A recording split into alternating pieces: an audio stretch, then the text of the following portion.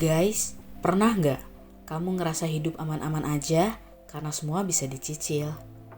Tinggal klik tombol bayar nanti dan beres. Tapi 2 minggu kemudian notifikasi tagihan datang, saldo menipis, dan kepala mulai pusing. Yap, itu tanda-tanda kamu sedang terjebak dalam lingkaran halus yang bernama pay later dan pinjaman online. Dan hari ini kita akan belajar bagaimana cara mengelola uang dan kebutuhan agar hidupmu tidak dikendalikan oleh tagihan. Pinjol atau pinjaman online adalah layanan pinjaman uang melalui aplikasi atau website. Gampang banget. Gak perlu jaminan, cukup upload KTP, dan uang langsung cair. Tapi kalian harus hati-hati. Menurut OJK, hingga tahun 2024 sudah ada lebih dari 600 platform pinjaman online legal yang beroperasi di Indonesia. Yap, 600 platform pinjaman online legal. Lalu yang ilegal? Jumlahnya bahkan lebih dari 1.000 aplikasi yang terus muncul dan berganti nama setiap bulannya. Sementara pay later adalah sistem pembayaran. Beli sekarang, bayar nanti. Sistem pembayaran ini banyak tersedia di marketplace dan aplikasi transportasi online. Terlihat ringan, tapi seringkali membuat kita merasa punya uang, padahal tidak. Masalahnya itu bukan di teknologinya, tapi di kita. Pay later dan pinjol membuat kita terlalu mudah susah payah. Akhirnya muncul kebiasaan berbahaya, yaitu gali lubang, tutup lubang. Bayar utang yang satu dengan pinjaman dari yang lain. Dan sebelum sadar, bunga menumpuk, denda jalan, dan hidup terus penuh tekanan. Menurut laporan CNBC Indonesia tahun 2024, ada lebih dari 60% pengguna pay later di Indonesia adalah anak muda berusia 20-35 tahun. Dan hampir separuh diantaranya mengaku kesulitan membayar tepat waktu. Utang bukan hanya soal angka di layar. Ia bisa menggerogoti pikiran, hubungan, bahkan harga diri.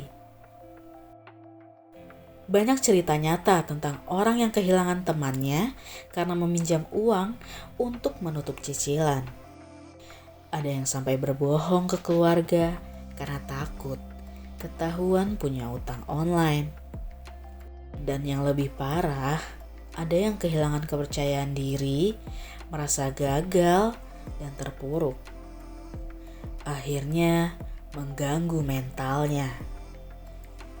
Kompas.com pernah menulis, banyak korban pinjol ilegal mengalami depresi berat akibat tekanan dari penagihan yang tidak manusiawi. Dan dari kasus ini, tidak sedikit yang mengalami teror. Telepon setiap jam, ancaman menyebarkan data pribadi, bahkan penagihan ke rumah dengan cara kasar. Coba kamu bayangin deh, cuma karena beberapa hutang ratus ribu, hidup kamu bisa berubah jadi neraka. Kalau kamu pikir ini hanya cerita di berita, no, sayangnya ini nyata. Data dari Satgas Waspada Investasi mencatat ribuan laporan setiap tahunnya terkait penagihan tidak beretika dari pinjol ilegal. Lalu, coba kita ubah sekarang arahnya. Kalau ingin terhindar dari jerat pinjol dan pay later, kuncinya hanya satu. Kendalikan diri, bukan kendalikan uang. Ada tips sederhana untuk kamu mulai hari ini. Yang pertama, catat semua pengeluaran supaya kamu tahu kemana uangmu pergi. Dan ini adalah langkah pertama menuju kebebasan finansial. Yang kedua, buat anggaran bulanan. Gunakan pola 50% untuk kebutuhan pokok, 30% untuk keinginan, dan 20% untuk tabungan atau pembayaran hutang. Yang ketiga, punya dana darurat. Untuk mempunyai dana darurat ini, mulai dari hal kecil itu bukan masalah, asal rutin. Simpan minimal setara dengan 1-3 bulan biaya hidupmu.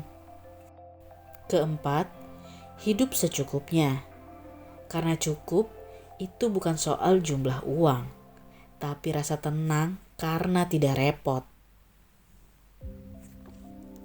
Ingat deh guys, kebebasan finansial bukan berarti kita harus kaya loh. Tapi berarti kita tidak dikuasai oleh rasa takut setiap kali ada notifikasi tagihan. Utangnya bisa dibayar, tapi rasa tenang gak bisa dibeli. Jangan tukar masa depan kamu hanya untuk kepuasan sesaat. Kalau bukan sekarang, tunggu apa lagi? Mulailah dari sekarang. Coba deh, ulangi perkataanku. Aku akan belajar mengelola uang, bukan dikelola oleh hutang.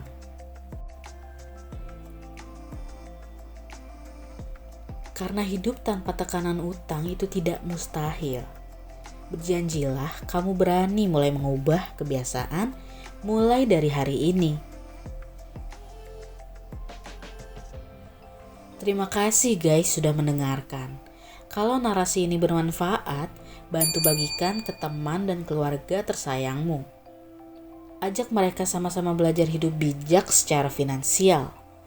Sampai jumpa di video berikutnya dan ingat, hidup secukupnya itu lebih tenang daripada hidup dengan cicilan yang tak ada intinya.